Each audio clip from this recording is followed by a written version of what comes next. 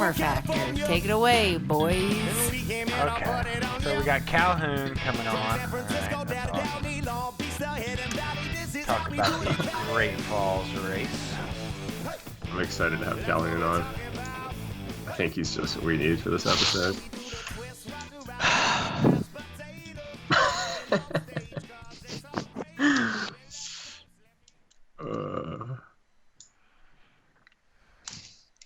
So what is this? Geltman had a surprising trip in Colorado and is ready to not only move to the desert next to Hillicky, but also jump ship on Waka and go Dagger Phantom.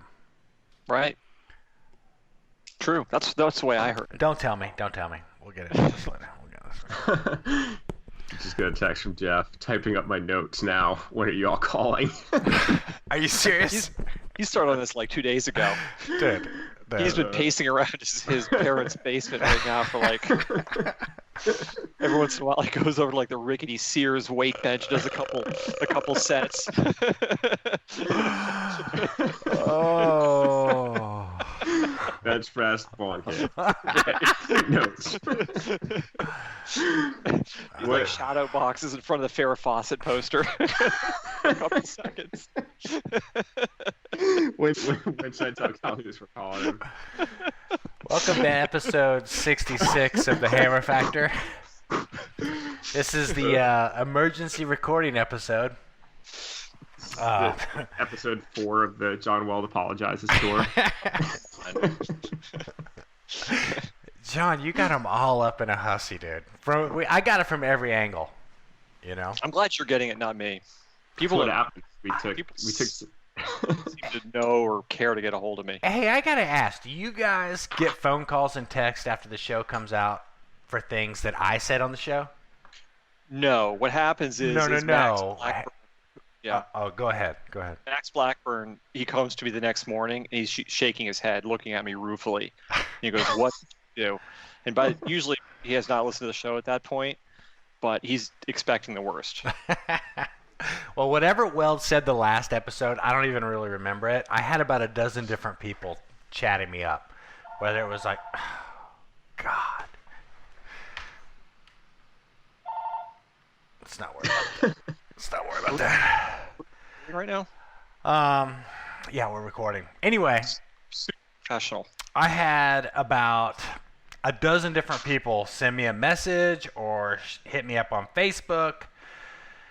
It was either, dude, some of them were like, let me just tell you as a friend, what you're doing on the Hammer Factor is not good for you or anyone in the sport. I think they're talking to you, actually. Dude, it was like a torrent. It's called concern trolling. It was like a torrent, man. Right. So you're talking. So to clear this up, everybody. Wait. Welcome to Hammer Factor 66. John Weld, Lewis Geltman, John Grace. Here we go. All right. So let's get to it. All right. Can I pick up where we left off? Yeah. No. We're ready to rock. Sorry, I just didn't introduce the show, and I was going to, but then I got into I'm tired of listening to your gossip. So anyway, let me. All right, so to get everyone up to speed, last episode, I mentioned that I had heard from numerous sources, and Grace and I had, to be fair, Grace and I had been talking about this off the record about some problems that Confluence was having financially. Now, admittedly, this is not. And so, Max Blackburn, once again, the voice of reason at IR, he came to me and he was like, would you want people going on the show and talking about IR being in financial distress? And the answer, of course, is no, I would not. That is the absolute truth. And the thing is, you start to think about Confluence as this giant, faceless entity. But in fact, it employs a lot of people who we know and like, and then make some great products. So, should I have mentioned that in that particular way? Probably not. However, and there's no defense. However, I will say that this has been a very, very common topic of conversation within the industry. This is not something that's any big secret. But you have to admit, you positioned it in in sort of a slanted way, just a little bit. Well, what the word on the street's pretty downright awful. And we always hear bad rumors, but this one's been persistent. Anyway, if there's any upside to this, today we're going to have Scott Byers come on, who's the the product manager for Dagger. He's been there forever. He's going to come on and talk about. He's going to give us the lowdown, or at least the Confluence side of the story for sure. And that's just part of it. That's not even talking about the Swiftwater thing. Man, you guys I don't ruffled think we some did pleasures there. Yeah, the Swiftwater Rescue thing. I don't think we did anything wrong. We're asking legitimate questions. We'll talk about that in a bit, though, right? Yeah. Oh yeah, for sure. We got a big show. We do. The emergency recording episode. And then Calhoun's coming on too. We got a great wrap up of the Great Falls race. I think Most Calhoun. important kayak race on the East Coast, I believe. Exactly. What did you say, Getman? I said the most important kayak race on the East Coast. Andy Bridge and I started that race. I think I mentioned this before. 1988. I think. Man. First invitation. It was an invitational. There were 6 of us racing. That was just like the coolest thing on earth when I was a camper at Valley Mill, man. Like we just wanted in on that. Like it was me, Andy Bridge. I'm gonna see if I can remember everybody. Me, Andy Bridge, Tom McEwen, Nelson Oldham. I think Dan Isbister raced. Maybe Andy Gross. We need some kind of that's about T-shirt. it. We need some kind of T-shirt that has like some little caricature of Kara yelling at Weld, being like, "Get on the mic and fix this mess." Sorry, I can't move on. Listen, I know there's some haters out there, but this is the formula of the Hammer Factory. We come on, we talk about something that we're partially informed on at best. We make all sorts of judgments and spurious statements, and then people come on and they tell us why we're wrong.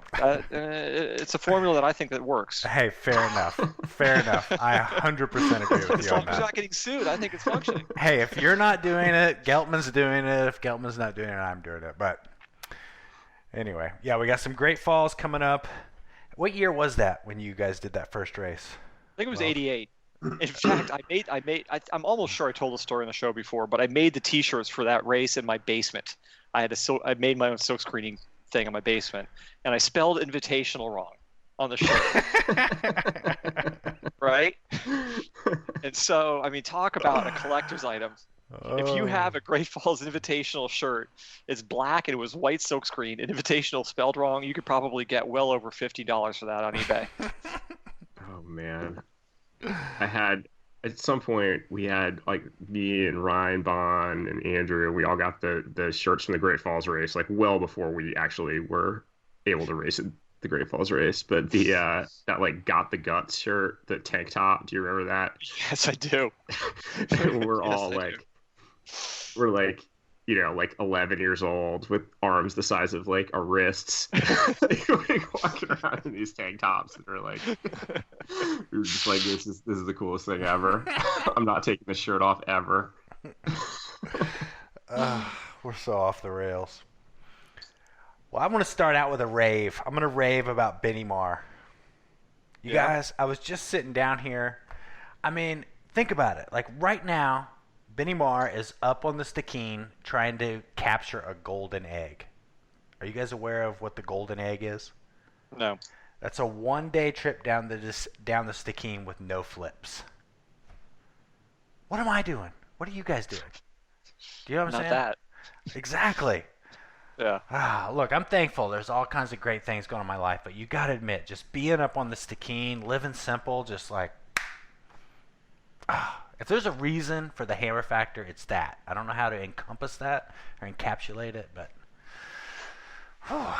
anyway, whatever. He spent some time at IR a couple months ago when he was trolling through town, and we had like a very philosophical 2-hour discussion on the nature of boating. It was very, very, maybe, I don't want to say Canadian because that's almost like a slur, but it was a very unusual conversation for whitewater. I bet. I remember. Which actually, thinking about this brings me to something I need to mention. This is something that I need to get off my chest. Not get off my chest, but I need to bring up. Are you guys familiar with this thing called meme boof on Instagram? No. Do you follow this cat? There's this guy. I think it's a guy, and it's Mean Boof on Instagram. All y'all out there in Hammer Factory, you got to check this out. No one has a better finger on the pulse of paddle sports than Mean Boof. This guy has got it down cold. Do you know this guy, Geltman? I'm familiar, yeah. Yeah, and he had a great post on Benny Moore as well. What did I think he it's say? from Idaho. You just got to see it. Mean Boof. I got to give a shout out to this guy. I think he's from Idaho, which makes sense because he falls in to that Idaho tradition of classic sarcasm. Anyway, I just was turning on the show, turning on my computer, and catching up on a couple messages back and forth, and man, I gotta tell you. Yeah, I remember the first time I'm glad I'm not you. Yeah, that's why I asked. Do you guys get this, or am I the receiving end? I guess I'm the portal for all of this frustration. I have to go to the paddle sports show next week, and I suspect I'll get mine. Oh man, where do we go from here? Lewis, do you have any updates or anything that you would like to share with us since the last time we were on the horn here? I don't know, man. Same old. Just well, wait. You went to Colorado for a life-changing paddling trip. Oh yeah. Well, yeah. I went out to Colorado for Ben Luck's wedding. Ben Luck of Team Beer fame and Allie Brown. The wedding was lovely. But I got to do like a absurd amount of paddling for like a whirlwind wedding trip, and I'm ready to substantially upgrade my opinion of Colorado kayaking. Ooh. Even though the best part of the paddling trip I'm forbidden to talk about. I feel like I've reached this point where everything I do that's cool I don't want to talk about on Hammer Factor because I don't want anybody else to know about it. You went to like a new undiscovered run or something like this? Not it's around if you know where to look for it. But So are we moving to Colorado? I mean, Hillicky is building a compound out there. I'm sure you could go there and I got to stay set at up the camp. Hillicky compound. It was actually the first time I met the Hillickys, which was awesome. They're super cool. How was that? It was really fun to get to paddle with Tommy a little bit and hang out with Polly. Their kids are out of town, but their house is sick, and it was just it was fun hanging out with those guys. So none of the kids were there?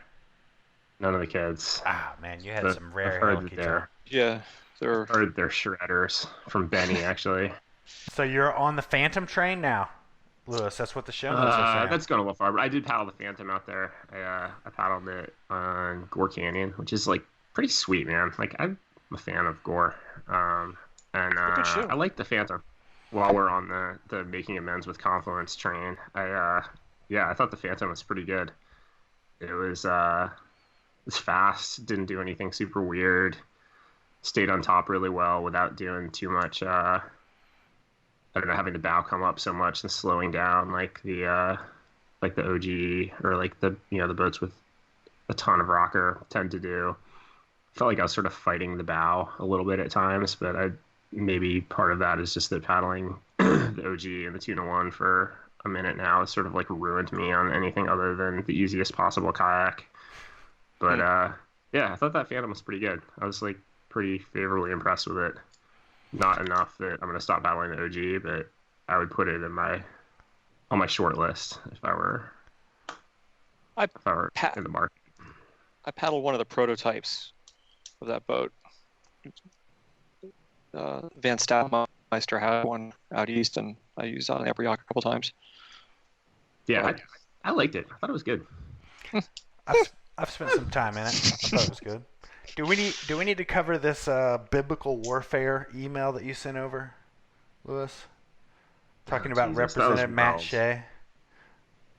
It's this guy out in Eastern Washington. If you guys listen to that Bundyville podcast, I listened to a little bit on the email, but I couldn't make it through it. It's quite lengthy. It's by like a reporter from Oregon Public Broadcasting. It's pretty good. She followed like the first season was about the Malheur standoff and all the business down at the Bundyville Ranch down in Nevada. And then she just released this second season that's about sort of right-wing white nationalist extremism in the West, and in addition to being just generally fairly terrifying. They talk a lot about this guy Matt Shea, who's in the state legislature in Washington, who's like from far eastern Washington, and it's just like batshit crazy as far as I can tell. Just like an appalling person. And Well sent this like little political wire snippet about like state legislator calls for biblical warfare, and like before I clicked on the link, I was like, I fucking know who this is. Sure enough, it's that guy. And but I don't even know what to say besides check out that Bundyville podcast. It's pretty good. Especially I thought season 2 was maybe even a little better than season 1. And I don't know, if you're driving around in the Coeur d'Alene, Spokane area, and you start seeing like 3%er stickers and people with like AR-15 t-shirts, like just keep your head down, drive the other way. As far as I can tell, it's the moral of that story. Oh, it's a pretty fabulous article. There's some fun stuff to follow down. I'll put that in the show notes. Is that the one in the Guardian? On Political Wire. Yeah, I think it linked to a Guardian article. Yeah, if I'm not mistaken. Yeah, it did. But anyway, that's worth going down the rabbit hole on. It is like slightly relevant too, because like these guys are all tied into this this movement to turn over the public lands to the states. It's like all tied into this weird right-wing worldview, and then it's like, I mean, it's tempting just to sort of roll your eyes at these guys because they're just crackpots, except that like one of their leaders is in the state legislature in Washington, and like they have the ear of people in DC, and like now there's this fuck who's the new interim head of the Bureau of Land Management who doesn't believe in public lands, and it's like it's all like it's not conspiracy theory to say that this stuff is all tied together in a frightening and appalling way. It's like these guys have insinuated their way into power a lot more than any of us would sort of like to see. It's everything's fucked. It's like a deep state. So it's not like a deep state. It's just like a right-wing bunch of kooks who are like accumulating power through these structures of white supremacy. It's fucked up. Did Clinton kill Epstein? Jesus Christ, Grace. Of course he did. We're on the same vein here. I mean, somehow. Captain Obvious over here. Oh, man. Well, that was a good 20, 30 minutes right there. I don't know what just happened. Anyway, all of this, listener mail, rants and raves. Man, before we call Scott Byers, I want to read this email. I thought it was really good. This comes at us from Dan Thurber, and we'll get to some other emails here in a second. But I want to read through this whole thing because it was pretty good. Did you guys read this one from Dan? Yeah. He says, "Hey, fellas, I really appreciate the conversation you guys had on Swiftwater classes in the last episode. I've been teaching courses for about 9 years now, and I mostly agree with most of what you said in rationalizing, capitalized, not having taken a Swiftwater Rescue course. That's surprising. Particular on point that there is no substitute for experience, and if I got vertically pinned, I would probably much rather have the Hammer Factor crew coming down to save me than a group of second-year raft guys that just took my course. Kayaker-focused courses probably weren't readily available when you all got into the sport. If you had to choose one, a woofer would probably be much more beneficial to seasoned kayakers. At the same time, I obviously take a lot of pride in what the courses can offer to paddlers and very much think that every boater should take one. I had a couple thoughts I want to offer in the conversation. So he kind of makes 3 points here that I think are worth mentioning that we've talked about. One, I think you brought this up, John. One big difference between Swiftwater Rescue courses and Avi 1 courses is the breadth of the audience. Avi courses are pretty explicitly geared towards backcountry skiers and splitboarders. Swiftwater students may include kayakers, commercial guides running paddle rafts, oar boats, or motor rigs, pack rafters, private boating parents, fisheries, biologists, search and rescue, etc., etc., pulling people out of cars in floods. There's way too much going on there to provide a single course that is productive for everyone. When searching for a class, people should get a sense of who the instructor is and find someone with legitimate experience in their discipline. I thought that was good beta for our listeners. So if you're going to get do a Swiftwater class, get one that is taught by someone who is, in fact, a whitewater kayaker. Yeah, I mean, this whole thing. So we got a bunch of emails on this, and they all kind of. And Dan, I think, I think he summed it up best. But the general sentiment out there was that Swiftwater Rescue class is really mostly geared towards novice paddlers, which is true. But it begs the question: why are we calling it Swiftwater Rescue? Why don't we just call this kayak instruction? This should be part of just normal everyday kayak instruction.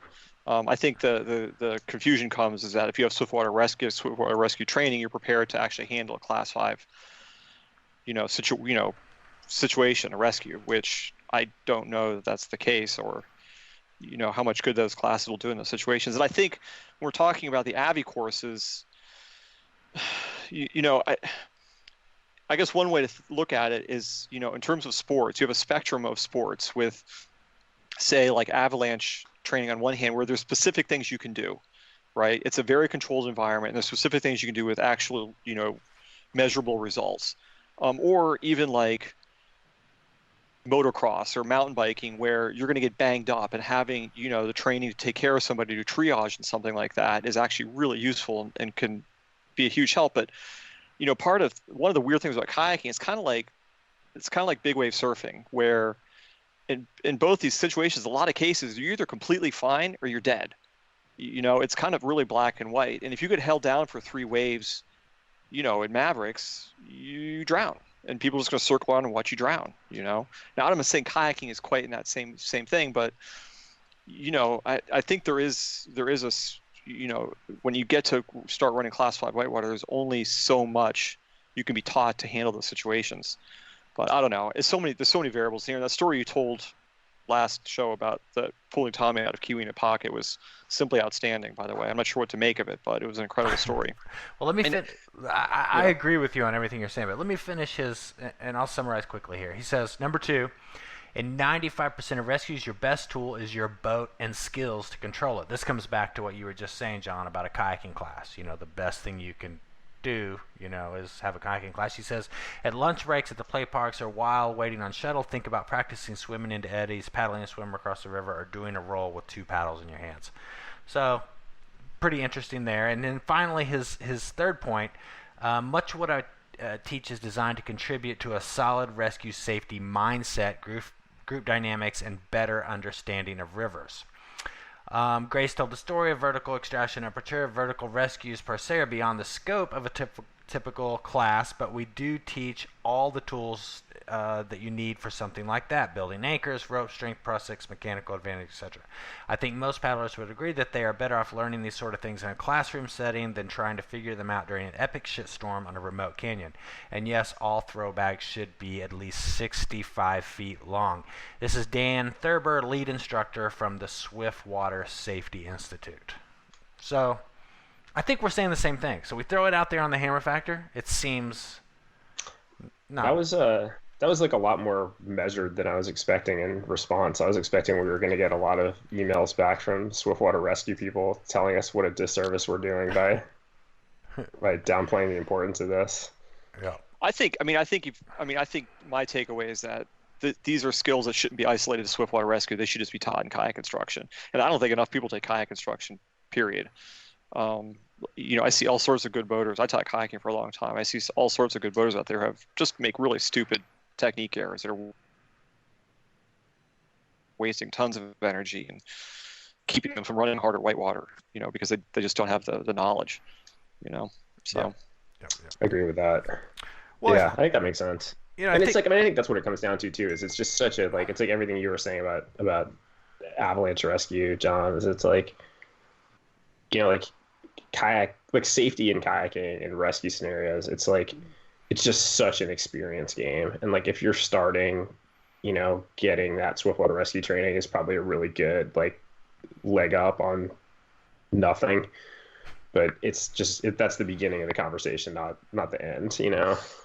Did you guys see that video that Rogan sent in of Dane rescuing Manger and Ravens Fork at quite high water? I did see that. Yeah, I saw that. I mean, I,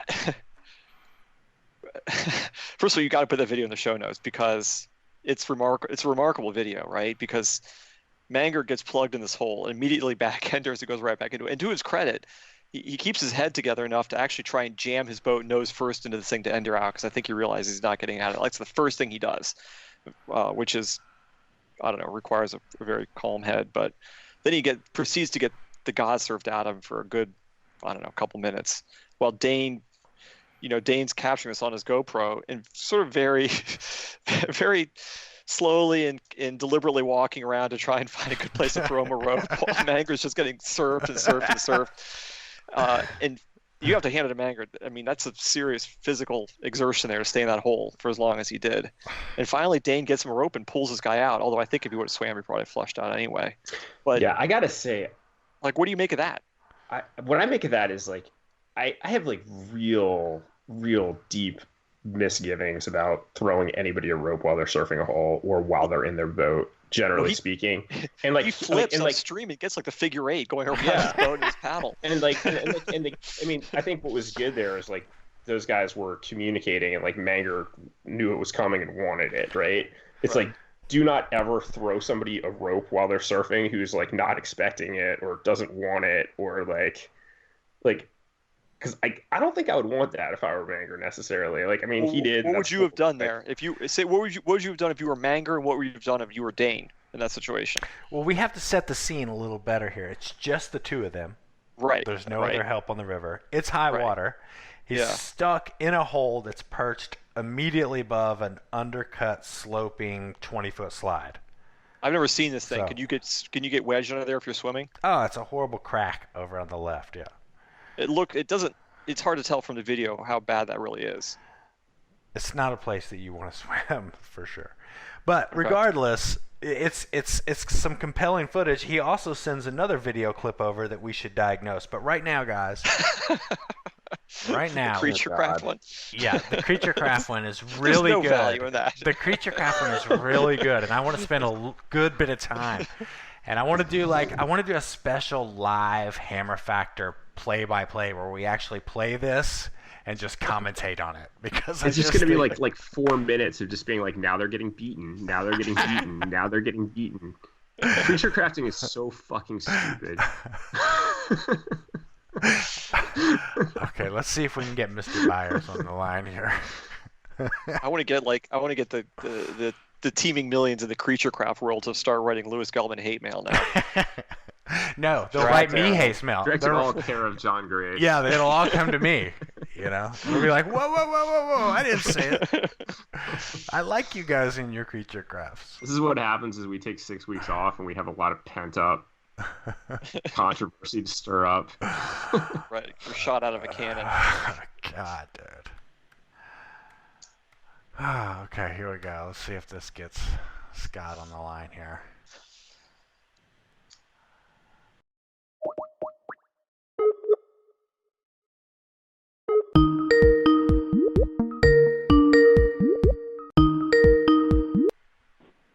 Hello.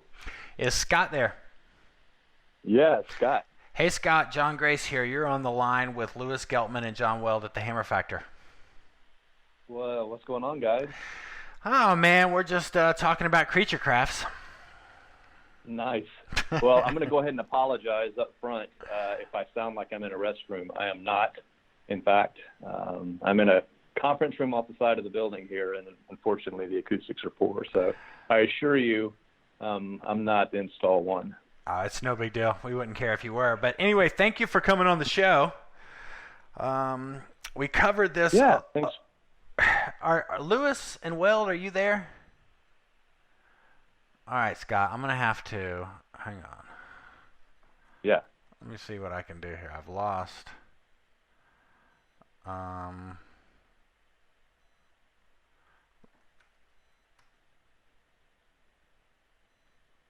Let's see if we can add them into the call here.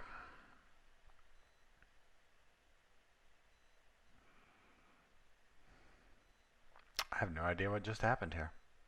You there? Yeah, I'm here. Hey. Is Lewis there? No, not yet. I don't know what just happened there, but I have Scott on the line.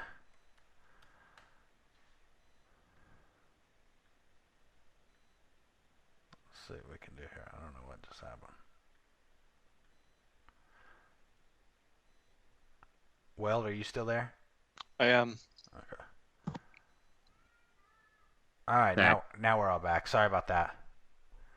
No worries. All right, guys, I got Scott Byers on the line from Confluence Kayaks. You are on the Hammer Factor here with Lewis Geltman and John Weld. How are you doing?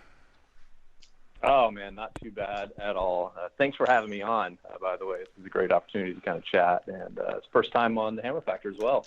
Yeah. So I get some kind of award or call out for that? Yeah, well, long-time listener, first-time caller. Your certificate suitable for framing will be in the mail in 6 to 8 weeks. So let's wrap this up. Scott, hey, Scott, I'm sorry. And that's it. All right, thanks for coming on.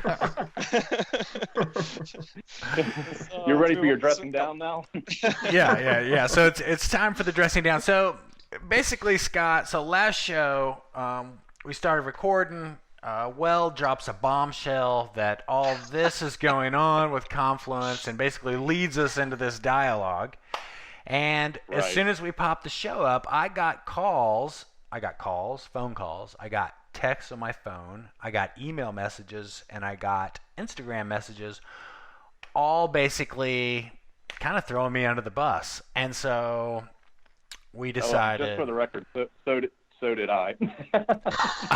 Following the show, calls, text, Instagram messages. All went unnoticed. Okay.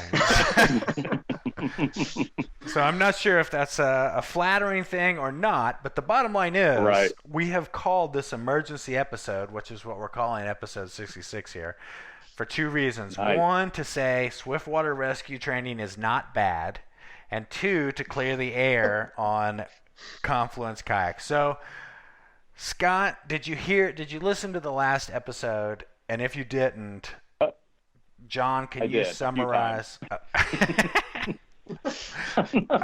right, John, can you summarize what you were trying to say in the last show to Scott? Sure. To summarize, if you're in the industry, you've been hearing, there's always rumors in paddle sports, right? And they're never good. They're always someone's going out of business. But usually they get dispatched pretty quickly. This has been a persistent one, that Confluence was in trouble, and it hurted enough by enough people that I thought it was worth discussing on the show. As I mentioned at the start of the show, obviously that maybe wasn't the best idea, but anyway, here we are. And so I thought this would be a great chance to have Scott come on and explain exactly why I have this all completely wrong. Right. Well, I really appreciate you guys letting me come on. And just to be clear, I've been in the industry for about 25 years now, so I've seen kind of the ebb and flow of both our company in terms of mergers and acquisitions, and in terms of furloughs and layoffs. And that applies obviously not just to our company, but to kayak manufacturers at large. So I've seen a lot in my stint here.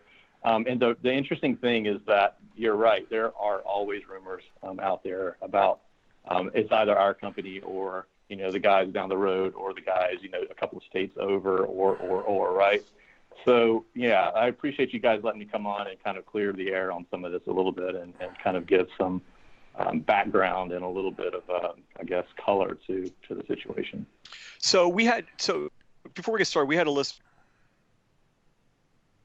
and he was in a general sense wanted us to explain things better. A lot of what we talk about is kind of inside baseball, and he actually mentioned Confluence by name, not really knowing what it is. It's probably appropriate to start with just explaining maybe a very brief history of Confluence and what you guys, how you guys are structured and what you guys do. Yeah, not a problem at all. I think I'm the keeper of the library at this point, so I'm definitely qualified. So originally, of course, all of the brands are represented here: Dagger, Perception, Wilderness Systems, Mad River, Boardwork, Surf's Up, Harmony Gear, Adventure Technology Paddles, et cetera, all were individually owned, operated companies either out of someone's garage initially or, some shop to its, where it is today. Originally, Perception Dagger merged in 98, 99 under the Watermark umbrella. And from there, Watermark and then Confluence Watersports merged in 2004-ish to become Confluence Watersports. So that linked Dagger, Perception, Wilderness Systems, and Mad River together, and AT paddles.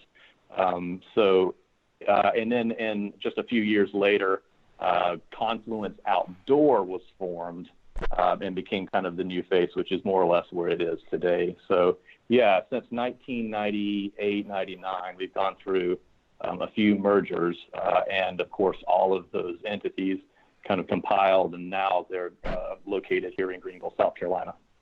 So explain this to me. So how, who, this is the biggest paddle sports organization in the world, right? Yeah, it was pretty damn close. Can I say damn? I can say damn, right? You can say whatever you want here on the Hammer Factor.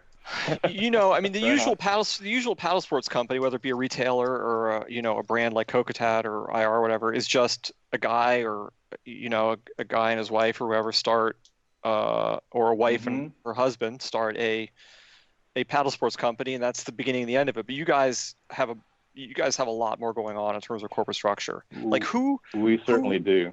Who looks at who looks at paddle sports and they're like, yeah, we're going to invest, and I'm assuming there's investors, millions of dollars into this industry. How does that work? Absolutely.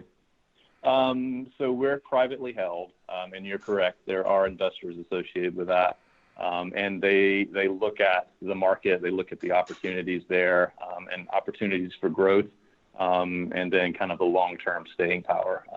Of course, with private equity companies like that hold us, that they're usually looking for something around, for an opportunity to sell and make profit, of course. But the nice thing about where we are is this space requires, a bit longer to allow that kind of opportunity to mature, if you will. That's one way of putting it. Yeah, exactly. And we're kind of ready for the next thing, I guess. Does that answer your question? Yeah, it does. So,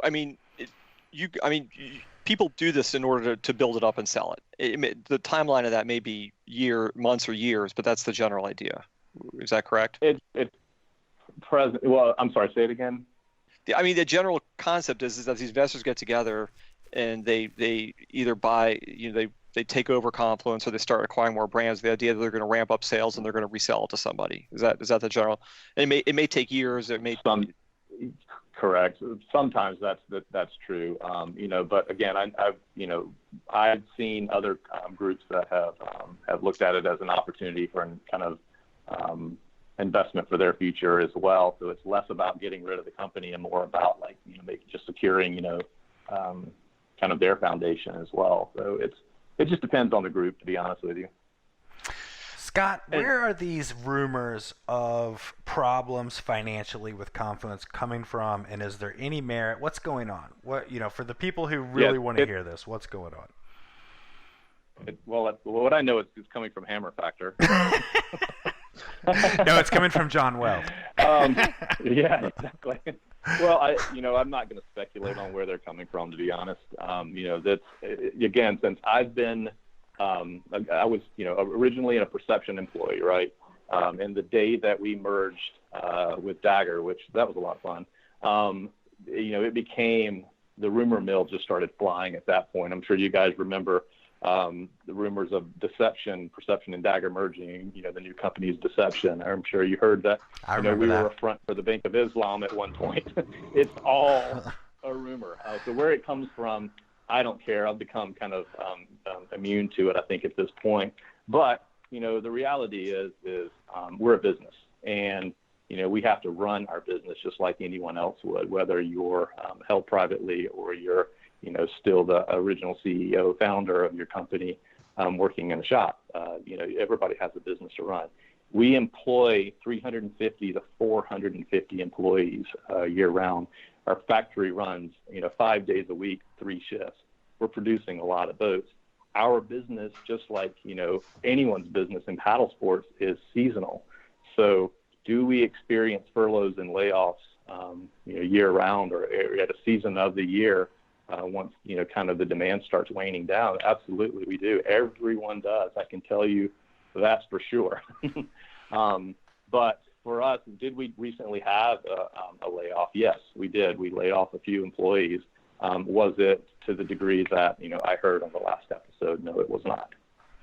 Well, what I heard after the last episode came out is I got calls from a lot of people, and if anything that I'm saying here I should not say on the show, I'm happy to edit it out, Scott. But yeah, there are some close to a dozen new models coming out, is what I'm hearing. That yeah, absolutely. Yeah, I'm happy to speak to that. We have a total of 14 brand new models across the breadth of our brands hitting Paddle Sports Retailer next week. So those will be on display. In addition, we have 3 or 4 models that are kind of making comebacks. So they've been out in the market before and coming back around. Do you have an announcement on the outburst to make right now? The outburst? Where is that at this point? If we hit the $2,000 mark? I actually have not looked. I need to check on that. Yeah, I need to know. That's the beauty of my job, is I get to be the fly on the wall and see those kind of things. So I'm stoked to hear that there's so much excitement around that model. And, frankly, I haven't paddled one either. And now I'm going to look to borrow Snowy's first chance I get, which Snowy has one. Hey, word on the street is all you got to do is raise the knee height and you're good to go. That's what I'm hearing. Yeah, I've heard that too. We do have some really cool models coming out for Dagger next year, though. And if you're interested, I'm happy to kind of announce them here first on Hammer Factor. Yeah, let's hear it. Nice. So new for 2019 and then early 2020, we're releasing a new line of kind of half-slice boats called the Rewind series. 3 sizes, a small, medium, and large. And essentially what it is you're getting kind of the bow and rocker flare of the Phantom.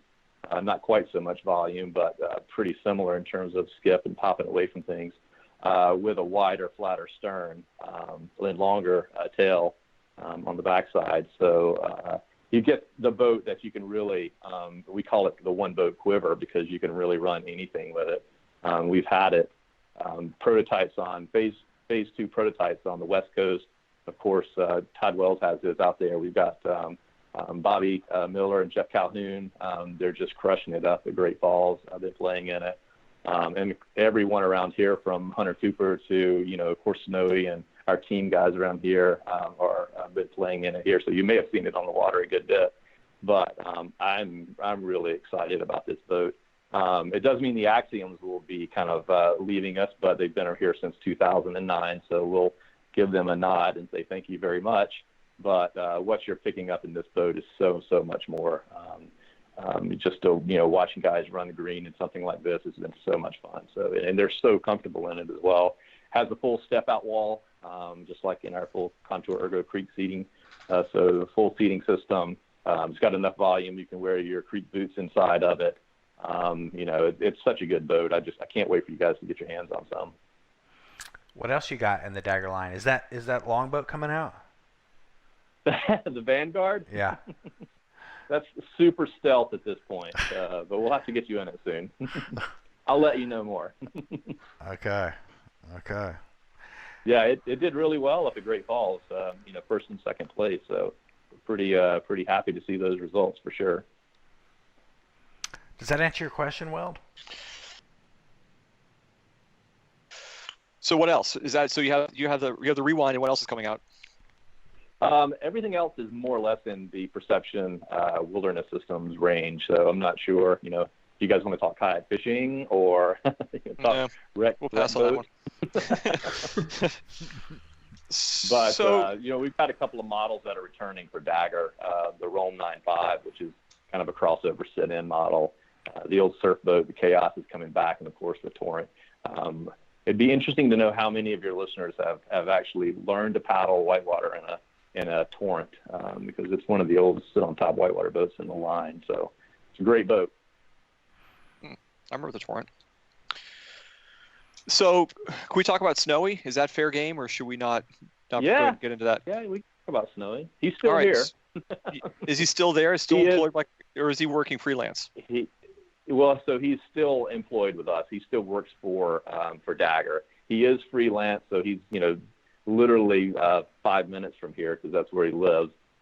And the beauty of it is that we can have, as the brand manager and as Snowy as our designer, we can have quick business meetings at the local taco stand pretty quick, and it's really nice.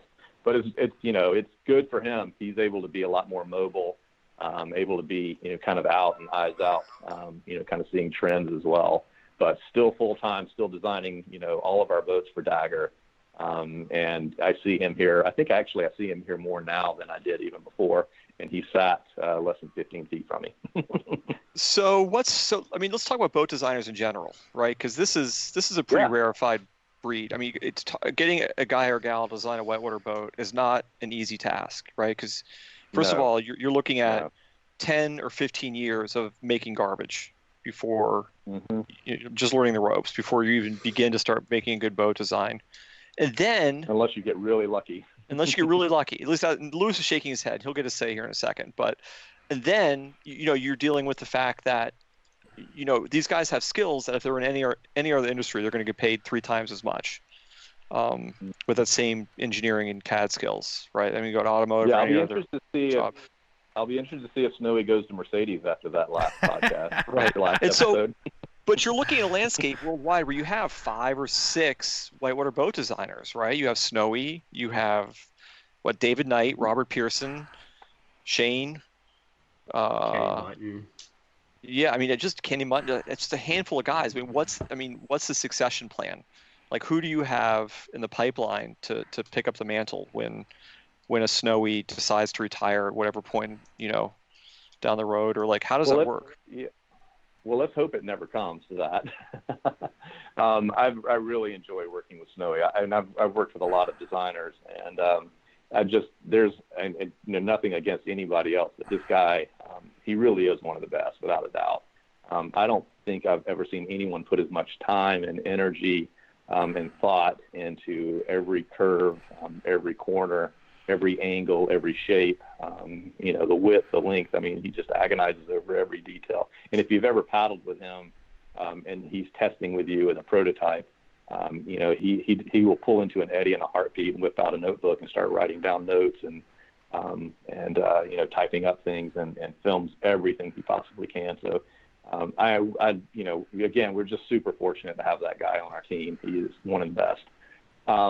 But yeah, that said, it's a tough gig for sure, and it's something that requires not only an in-depth kind of knowledge of kind of how water reacts to shapes and accomplishes what you want to do, but the science behind it is also in how that translates into a finished product. Meaning, you've got to back into the final shape that you want by counting on and measuring the shrinkage rate of resin and plastic. You've got to think about how much that mold needs to be shaped in order to offset that.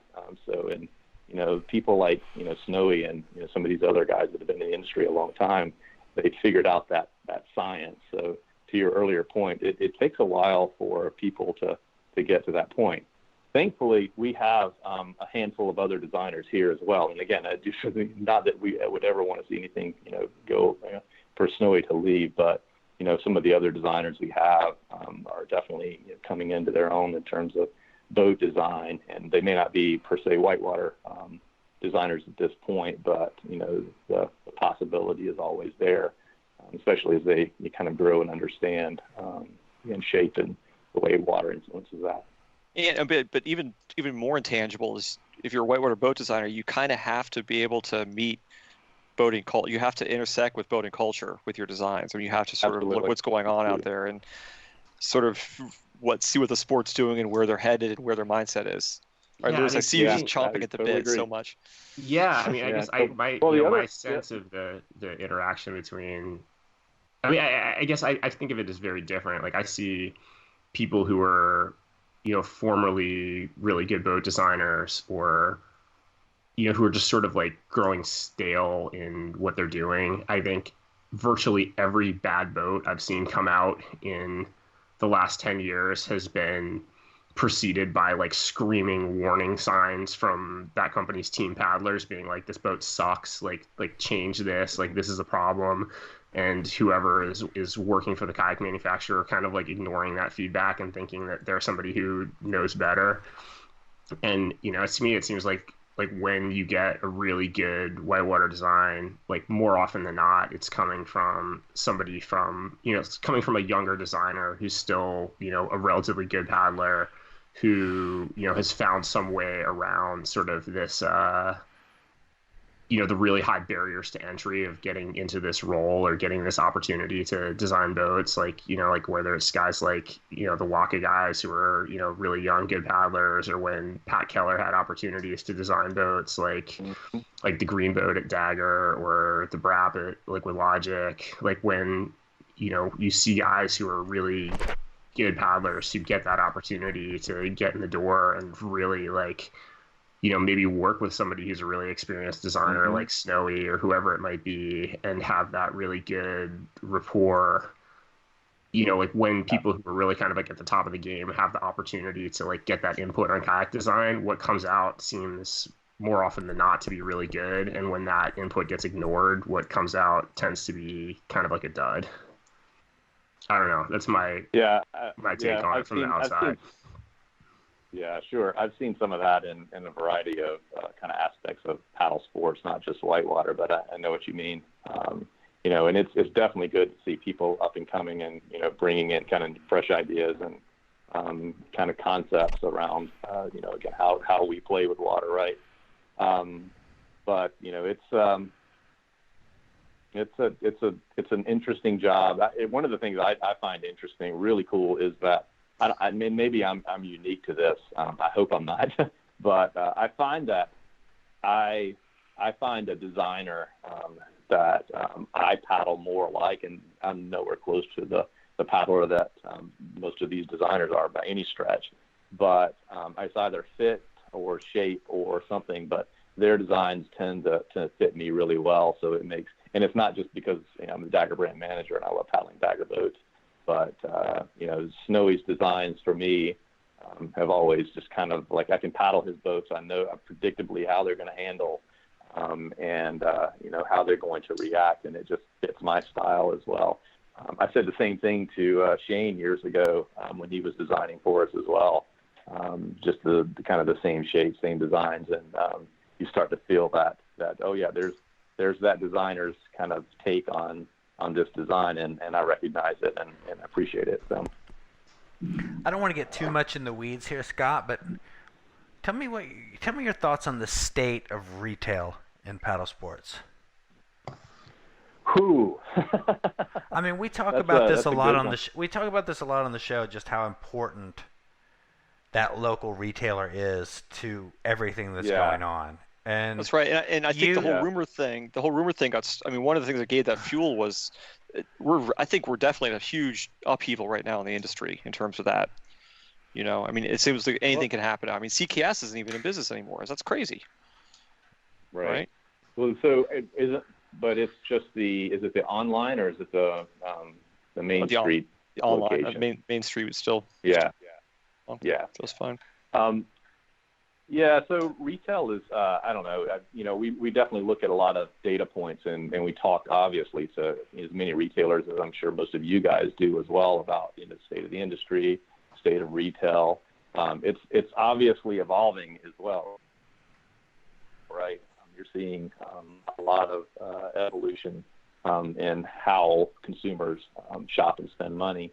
What we hear is, foot traffic is down at retail locations. And most have tried to move to some sort of an online presence as well to capture that at-once moment with consumers too. But I 100% agree with you that the in-store retail opportunity is where it's at. I think that it's important for outfitters to be outfitters, especially in our sport, because you can look at a boat online and you can dial in all the features and benefits and bullets underneath it. But the harsh reality is that there's a fit component there that's unique to every individual. Someone needs to listen to their story and say, this is the boat that you need based on what you're telling me, and go over kind of the pros and cons of that. And that experience is worth its weight in gold. So, I think unless you just as a consumer know the product and know the industry so well that you can pick something. It's just, to me, having that interaction and having that support at a retail level is kind of so important. And so a former role here I was also the director of customer service, and we handle as many consumer calls, though we don't do direct sales, as we do retailers calling in to place orders. And 90% of the calls that we get are that exactly. It's how do I find the right boat for me? Should I be looking at this boat or that boat? And I'm like, well, the best thing you can do is go demo it. The best thing you can do is go talk to the shop employee that knows the water that you're paddling in as well. I can speculate, but your firsthand a representative there that can walk you through that is what you need at this point. But I mean, you guys have probably the biggest retailer network out there. Are you seeing any? I mean, what are you seeing? Retail is still, like in-store retail is still strong in some areas. I think that retailers, in-store retailers, brick and mortar retailers, are evolving more of the way they sell, not necessarily just online, but how they interact with consumers outside of the store, whether it be their social media channel, putting out more content and videos themselves, especially like new product, things like that, just to get consumers to walk in the door and see, what they've got going on. And that's a great idea. I hear it from a number of the retailers all the time. And as soon as you can get new product information to me, get a sample over here, I'm going to do a product walkthrough, or I'm going to put it on the water and give, reviews, things like that. And that helps for sure. But at the same time, e-commerce is not something that's going to go away anytime soon. It's, more and more people are shopping online. I think, John, it was you last week said that you bought an element for your heater on Amazon. It was delivered the next day and you're ready to roll. You still are going to have a group of consumers that absolutely need that instant satisfaction and aren't willing to wait and willing to kind of gamble and see what they get. So e-commerce is here to stay. It's just at what level and how much do you want to invest and participate in it. We can do what Lewis does, which is just whatever Evan tells him to paddle, he paddles. Yeah, works great. It's pretty quick and easy. Works great. So where are these rumors coming from, Scott? Is there any where did they just come from? Well, I mean, it came from, a bunch of people we know got laid off on the West Coast, right? I mean, we're not making this stuff up out of whole cloth. Well, again, like I mentioned, we certainly had a recent layoff that's part of our seasonal ebb and flow. It's a little sooner than we usually see, but I'm not denying the fact that we definitely had a layoff.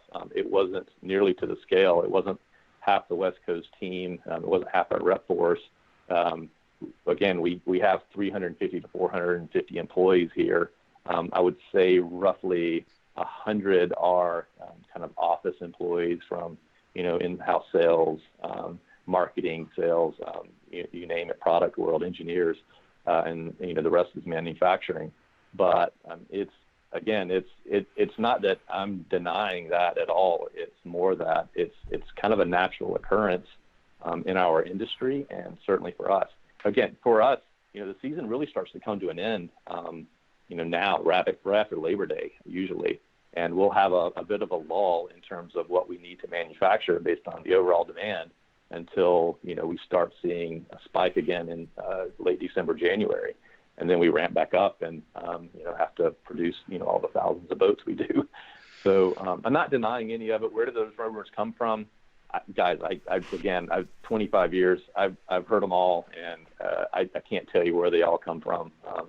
there's some of it that that is true. I.e., we did have a smaller layoff, but is it catastrophic? Absolutely not. I mean, look at the 14 plus models we're launching next year. We're heavily invested in both ourselves and in the industry. I bet it was a Shysters Liquid Logic who started this rumor. I think it was John It's a Weld. joke. It's a joke. Shane, I'm sorry. It's a joke. Woody, I'm sorry. Everybody relax. Whatever you say, Weld. Do you have fewer retailers now than you did 10 years ago? And if so, to what tune? I mean, do you, no, John? we don't. In fact, I think we have more. More. Again, so coming from the customer service and sales side of my background, we definitely have a lot of retailers that have been called along the way, mostly because this is a tough industry, and if you just see shiny things and want to chase dollars, kayaks is a tough job. Again, we talked about the retail space need and the staffing need required to support something like that, but it's a big investment. Kayaks take up a lot of room. And you definitely have seen people that have just kind of hopped on the bandwagon thinking, they can make this and realize that they didn't. But at the same time, you've seen, other groups that have come along and really made it happen and had, really good experiences. So with that, I feel like, in terms of our overall dealer support or dealer network out there, we've grown. And in fact, we're global. So, we're shipping all over the world. Do you guys sell to Walmart? No, we do not. So what's your stance on those kinds of stores? I mean, what's your philosophy on that?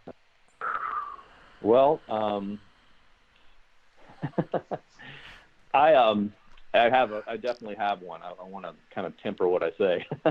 Come on, lay it on here. Nobody listens to this show. Yeah, this is like five people. Well, I will say this. So that's the opening price point boats. That's what we call it, and it's truly kind of the bottom of the realm there. You're talking about the $99, $199 kayaks that are out there at your Costco's and Walmart's have certainly impacted every manufacturer I know that plays in that space, that rec category.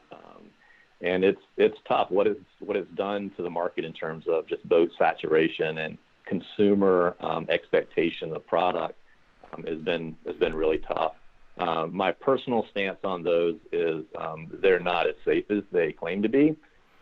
Generally, their capacity ratings are way off of reality. Their designs just plain suck, if I can be honest. And part of my job, I'm also the brand manager for Perception Kayaks. So, I have purchased those kayaks just to check them out and to see, what's the fuss about and why do consumers love it. And I scratch my head every time. And the truth is, if they paddled the boat that paddled better, they wouldn't be buying these boats to begin with. They would know better. Well, they buy it because it's that's the challenge that I have. But it's $199 paddle with a boat, It's just a commodity piece. Yeah, it's quite sad, but it is what it is. We just learn to work around it and do our thing and let them do theirs. Do you think a company like Dagger should make these price point boats and sell them with some way to connect with that person who bought them and eventually upsell them and increase their paddling skills and make them basically a member of the paddling community? I think that's probably not a role for Dagger so much, given that Dagger has a kind of a demographic and identity. But Perception Kayaks for sure. Probably not, but have you guys seen? Last year we launched kind of some ad campaigns around yak-offs. I remember the yak-offs. Yeah, so we've got two versions of that out there, and the whole idea was to help consumers understand not just the difference in the product that we make, but also like just for a minute and just think about what you're doing. I get it, it's right there, at the candy aisle at Costco or right there at checkout, and it's roughly the size of a suitcase, and you can put it under your arm and load it up with your dog food and push it out in the cart to your vehicle, and good luck getting it home. But the tough reality is that it's not just a pool toy. You know, a kayak is something else entirely, and the experience that you should be getting out of it is very different. And that's the message we try to push. You know, should we chase something in that opening price point?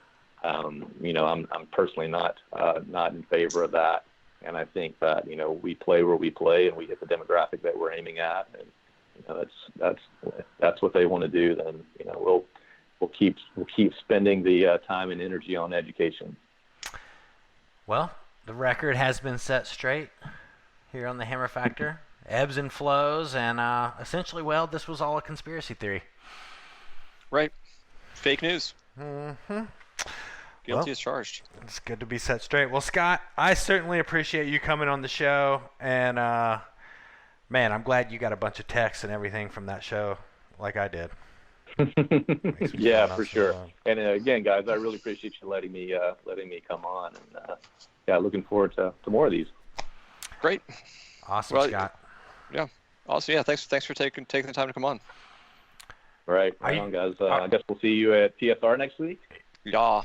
Are we gonna see that Vanguard at Green Race just for the team, or is this gonna be like an available boat at that time? You would speculate mostly team. So we're definitely getting calls, and from team and everyone else, but most likely just team at this point. So. Okay. But you never know. We're a mystery. That's why the rumor mills always float around, I guess. Well, thank you so much for the time, Scott. Cool. Yeah. Thanks. Yeah, Scott. absolutely, guys. Thanks, Scott. Have the best. I mean, there you go, Weld. Conspiracy.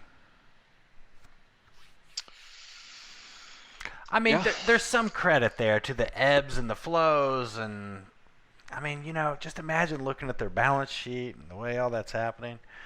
I mean, when's Max getting laid off? That's the question. He's gonna outlast me probably. I think everyone agrees he's more valuable than I am around here. Well, are you in bed right now? Yeah. Are you in a hotel or something? Where are you? No. I had to come home. We have a new office, has no internet in it, so I had to come home to record. Dude, your dramas of no heat, no internet, the places of offices that you have been to over the years. Listen, man. it's kayaking, man. You got to cobble this existence together. It's not for the faint of heart. And that's why I'm quick to spring on conspiracy theories about whitewater business shitting the bed. So Well- what's the over under after that conversation? 8 months.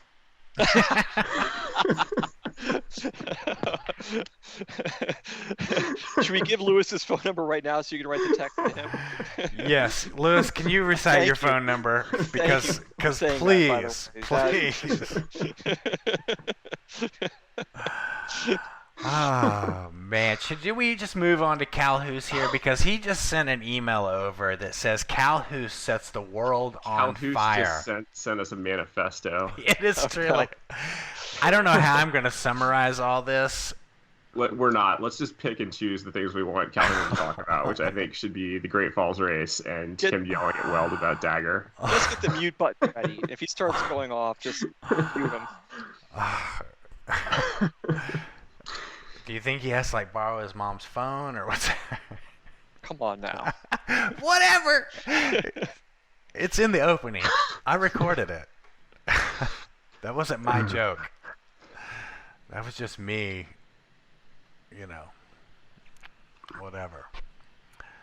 All right, so we'll see if we can get Geoff on the line here. Geoff certainly has a laundry list of items that he would like to air grievances to here on the Hammer Factor. There he is. Is he there? Mr. Calhoun.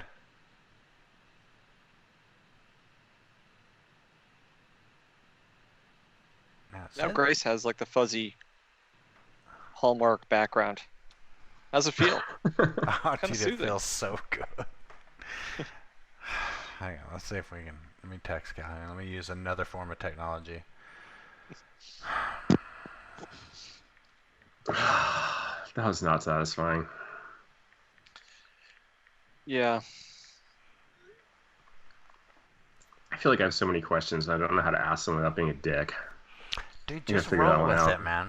What did you want to ask? Yeah, what did you want to ask? I don't know. I mean, I guess I'm interested in like where the pressure comes from for the layoffs. Like where does somebody in accounting at private equity headquarters in some office building in Manhattan be like, you guys got to reduce the workforce by 10% now? Or like where does that come from? And it's like, I know there are people who are meant to be, more seasonal employees or like, ebbs and flows, but like sales reps, like that seems like kind of like a permanent job position to me. Like you can't just like lay somebody off and then bring them back in 6 months, right? I mean, it's not the same as like laying off like a molder. Listen, comrade, this isn't France, okay? Am I out to lunch We on this? fire people. I don't know, man. I don't know. Sorry. Maybe I'm just in Alex Jones world over here with the conspiracy theories. I think you're the other side of that one. I think you're hitting Elizabeth Warren socialism territory here. Yeah. I'm all in, man. I mean, listen, I look at any big company that's sitting on Whitewater brand, and I'm thinking, when are they going to pull the trigger on this? I said that about Sweet. I said that about Bomber Gear when they got bought by Confluence. I mean, anytime a big company gets involved with Whitewater, to me, it's a ticking clock before they're like, this is dumb.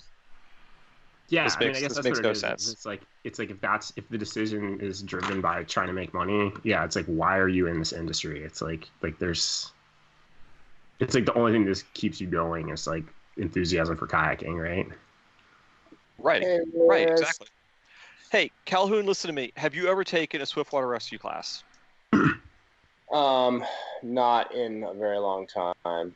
But you did when you were first starting out?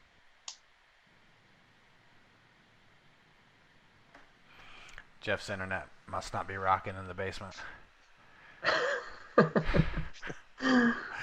Jeff, are you All there? right. Thanks, Jeff, for calling in. Let's move on to. Are you there, Jeff? Are you on high quality internet here? Yeah, it should be. Okay. Where are you? In my parents' basement.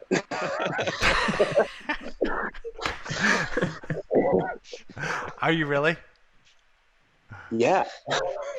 Could you just I even spin the walked off the stairs so they don't bother me. Could you just spin the camera around so I could take a look at? I want to see the NFL lamp and the Farrah Fawcett poster, if you don't mind. Oh boy. This is like cribs, man. Oh look. Okay, little mini fridge. Where's the bong? Ping pong table. That's sweet. Squirt boat. Oh, yeah. This is like a Cribs TV, except for kayaking superstars. I gotta like climb up in the rafters to find the bong, so I don't know if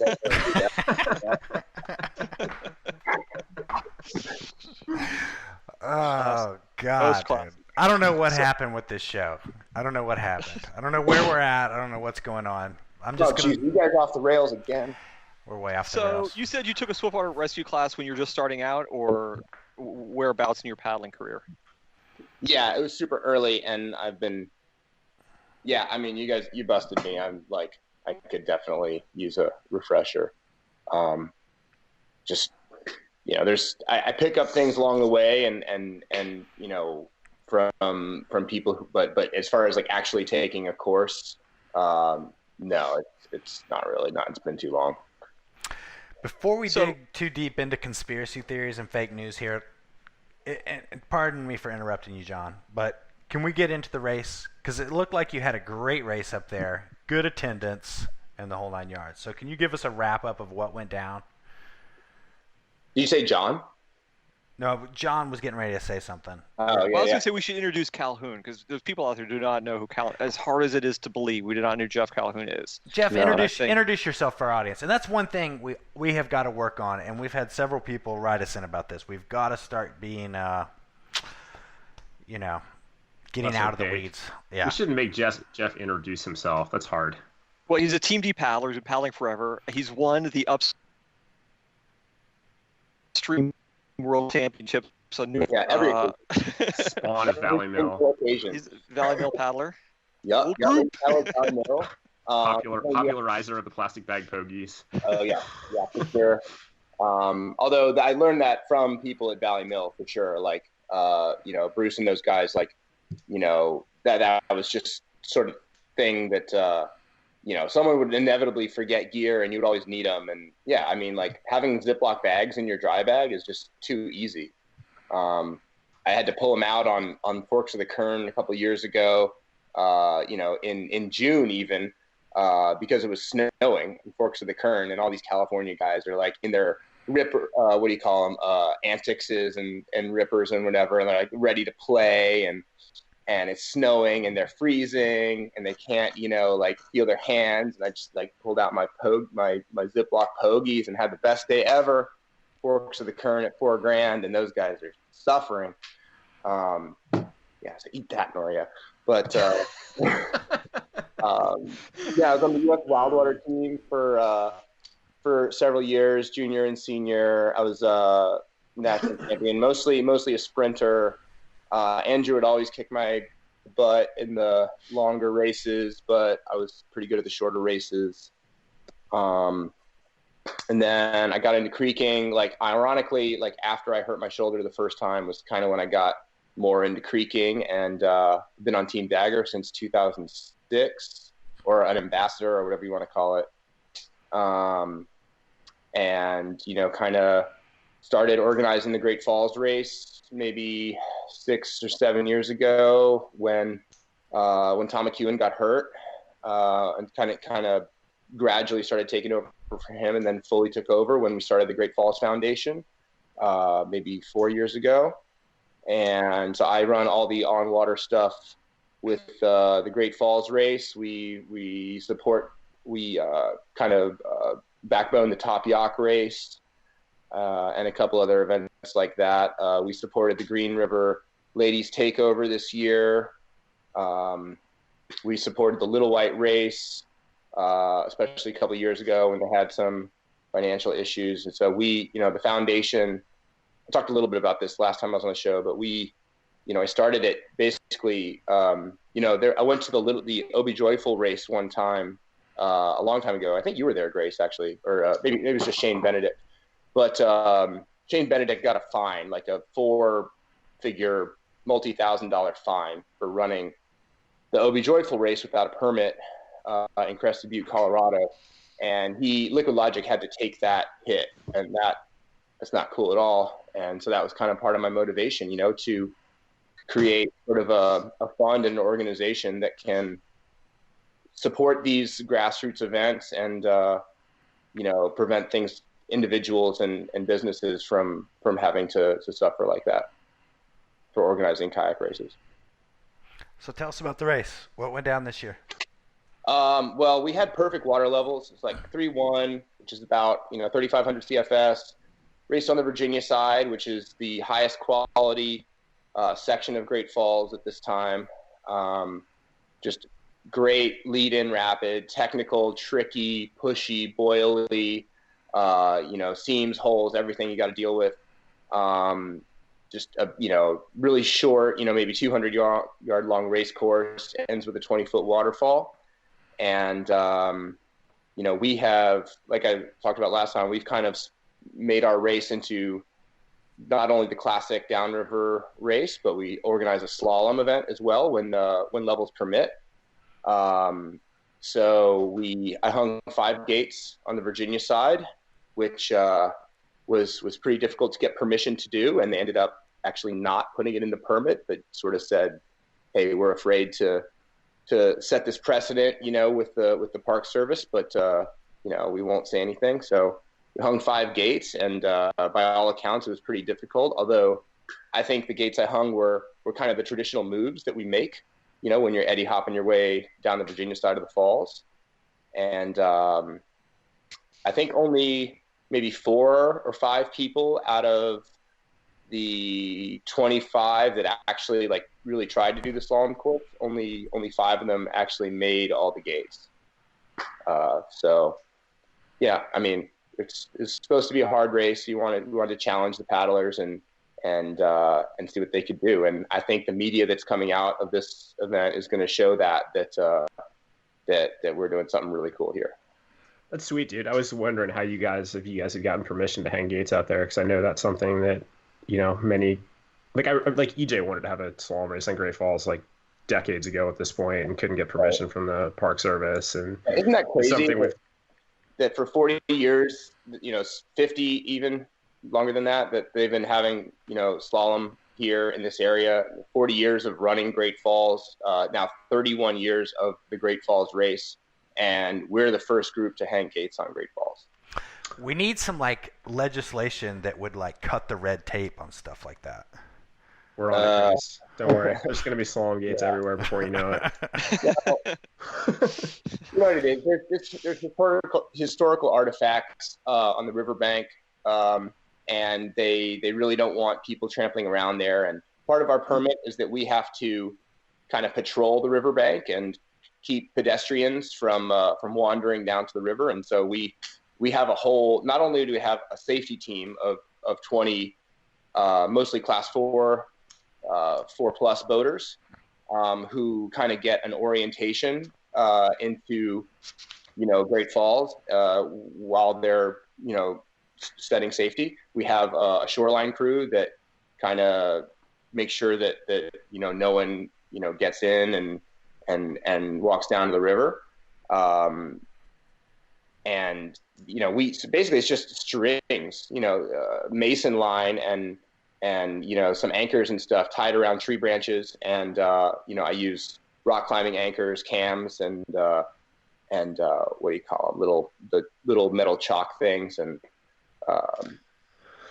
that's sweet. Yeah, I mean, for people who have not been out to Great Falls in the Potomac or don't know what we're talking about, this is about 8 miles outside of Washington, D.C. It's international, or a unit managed by the National Park Service. It's observation decks on both sides of the river, just like an extremely high profile place to be running class 5. Like the eyes of many tourists are upon you while you're out there doing your thing, and consequently it's a place that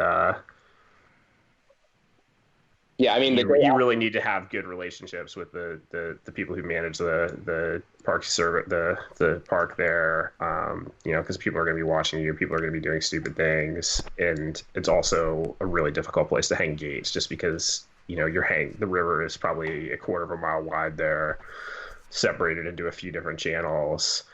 True, but the Virginia side is almost perfect for it because it's narrow, trees on one side, on the Virginia shore. And we've got, using the rock climbing equipment, we've figured out how to do it pretty well. But yes, you're always being watched out there unless it's, snowing pretty much. But I think the park is starting to realize that we are a real force for good on the river.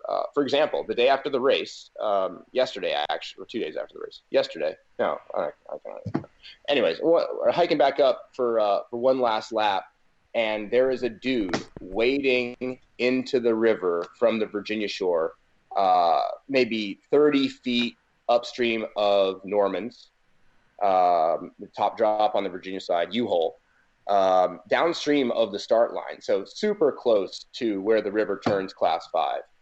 And I chased him off, but I went and ran over to the park rangers on the overlook down at the spout, and just was like, hey, yeah, there's the guy literally like waist deep, like walking out in the middle of the, like, and they responded, and I probably didn't need to do that, but after I chased him off. But the point is that they have begin to trust us, that we are their eyes and ears, and we're looking out for the visitors, but also enforcing the rules.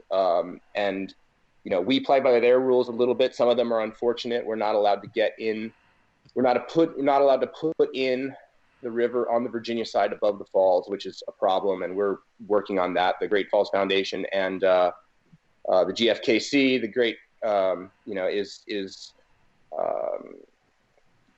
working on that to try and open that up, because it's inconvenient for the Virginia boaters to have to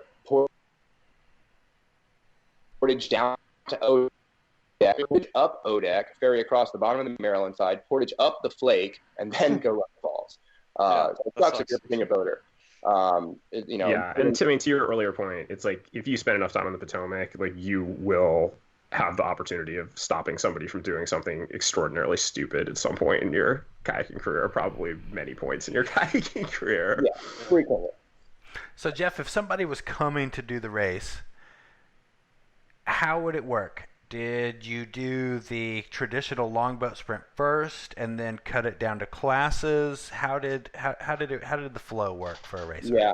Well, I think in a perfect world we would do the slalom last with kind of like a fun party lap, but we do it first because I'm setting the gates up the night before, and while everybody's practicing and we're getting the safety crew set up, we have that opportunity. Aaron Mann actually took charge of setting the gates the morning of the race, and because he wasn't doing the slalom, and you can give him a hard time about that for sure, but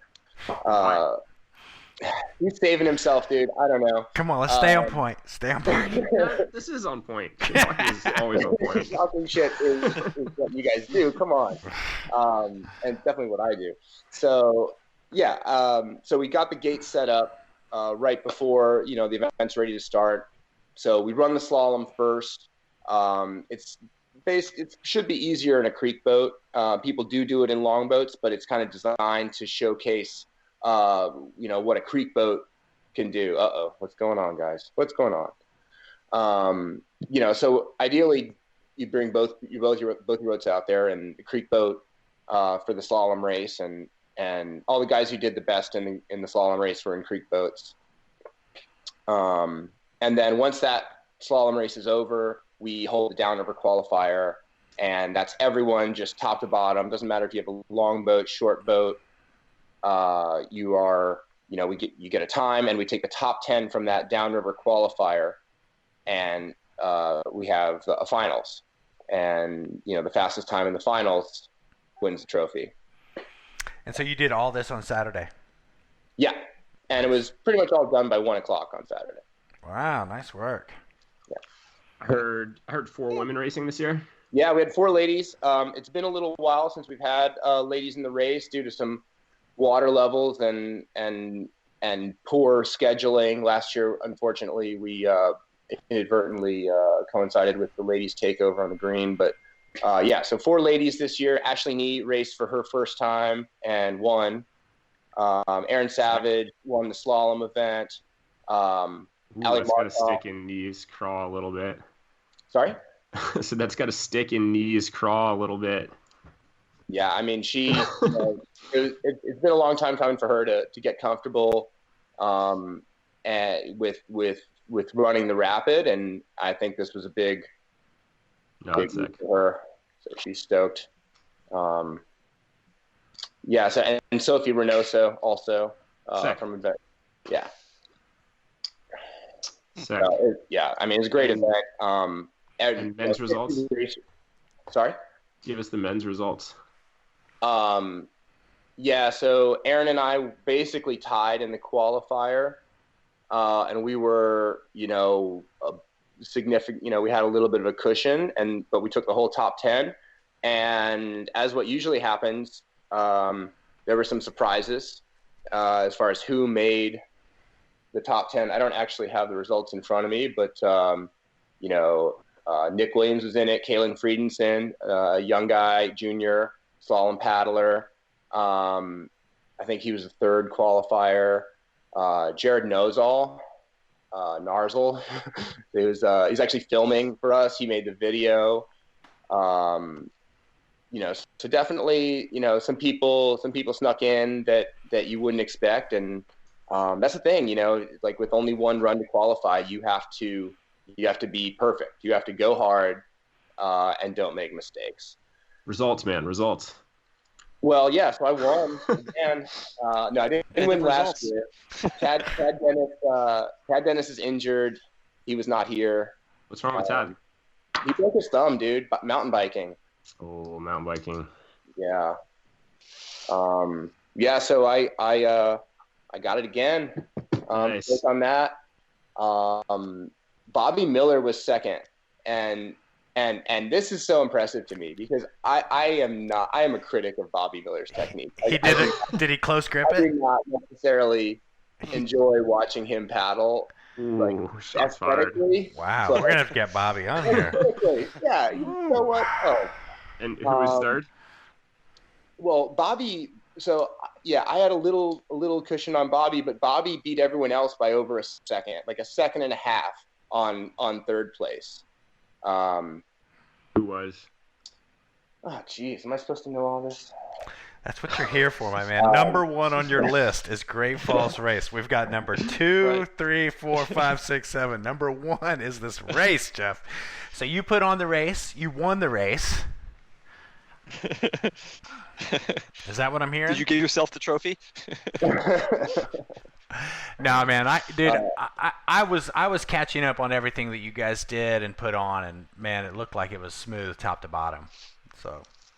Yeah, I mean, it was just a dream, dude. I mean, the slalom event was just so cool. The way, having everyone do these moves and seeing people struggle with it. By the way, Bobby Miller was also third in the slalom. Peter Lutter was second. Nice. And Tom Dahl won. His first time at Great Falls, and he showed us what's up. Super clean, so that was good to see. And what kind of boats are these guys in? Yeah, Jason Beeks was third in the downriver, by the way. Nice. The guy who won the slalom, what kind of boat was he in? He was in a Nirvana. Peter Lutter was in a Nomad 8.5. Bobby was in a Phantom. Interesting.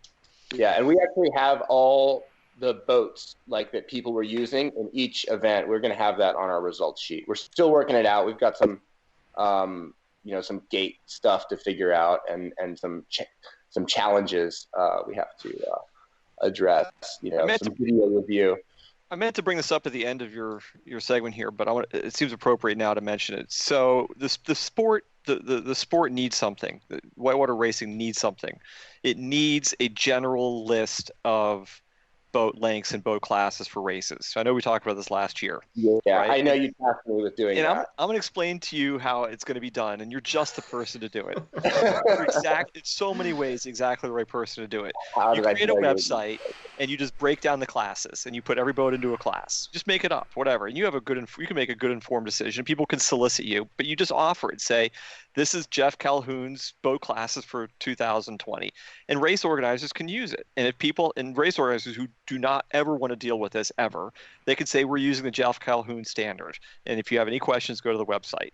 And then every year you can review it. You can be like, okay, we're updating with the new boat models, or however frequently you want to do it.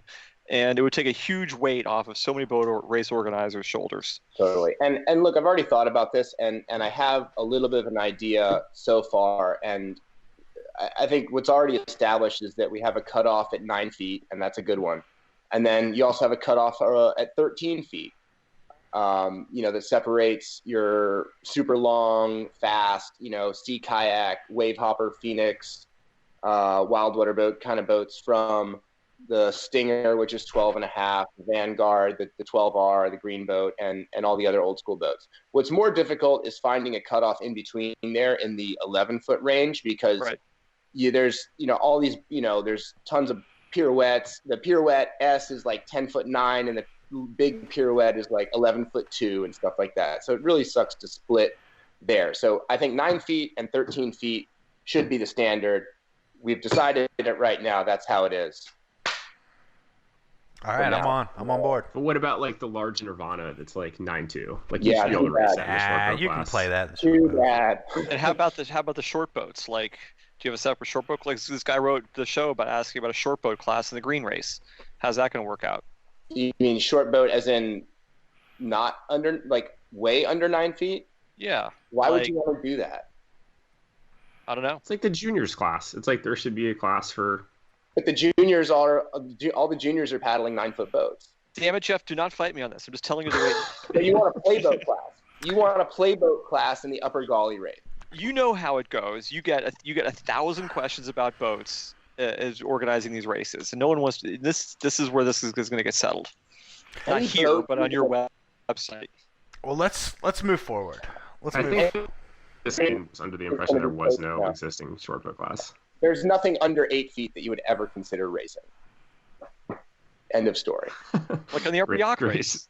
Grace is going for Yeah, his sake and- picture. the K1 short class in the upper yacht is like 9 to 11 feet.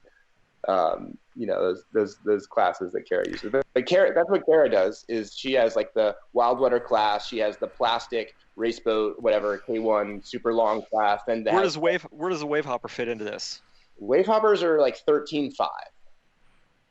They're not 13.5. They are. They're like 11 and a half feet. See, this is what our listeners are saying. should know Don't this, get too down in the Conrad. weeds. Can you explain things for the rest of us? All right, so moving on. Longboats. I was looking over some of your footage, Geoff, and it just looks so much cooler. Like the longboats, like boofing off the 20-footer at the end, and just like the helmet cams of the longboats. Can you speak to like longboat popularity and all the haters back in the day and whatnot? Totally. I mean, longboats never died here. We were always using them. There was a dark period in the mid 2000s when Eric Jackson won the Great Falls race in a short boat and beat me in my T Canyon. You know, the weight of the kayaks might have had something to do with that. The fact that we were starting side by side, head to head on an eddy line. You know, might have had something to do with it. Or he just could have beat you. Yeah, well, Eric, when There's he the wrote about it on possibility. his website, when EJ wrote about it on his website, he was sure to mention that I was the defending 500-meter national champion at the time. By the way, you guys didn't cover that in your intro, by the way. All right, now we're getting to it. Now we're getting it going. All right. Yeah, so the rocker has a lot to do with it. And you know, EJ and Clay Wright in 2006, 2007, they firmly believed that longboats were dead and they were not coming back. Do you remember when they called out the green boat? Do you remember when they called out the green boat and were basically like, "This is the dumbest thing ever. It's bad for the sport." Oh yeah. I mean, I was talking to them about that, and I was like, "You guys, you're gonna see, you're fucking wrong." And they're fucking wrong. No, it's cool to see. I mean, real quick before we move on to point number 3 here in your manifesto, but tell us about this Vanguard boat. Scott Byers said it's not coming out by Green Race, but you are paddling, and I guess like a select few people have, you know, like the team people, you know. Yeah, so Bobby and Ian Winger and I have been sharing one. I just delivered one to for Todd Wells and Ian now that Ian's out west. You know, Hunter Cooper has got one down south. Isaac Hall's been racing it. Ian won the Upper Yacht race in it. You know, so you know we're sharing it. We want to get more of them, but this is just the first prototype, and we are figuring out what we need to improve on it. And obviously the boat's pretty damn good.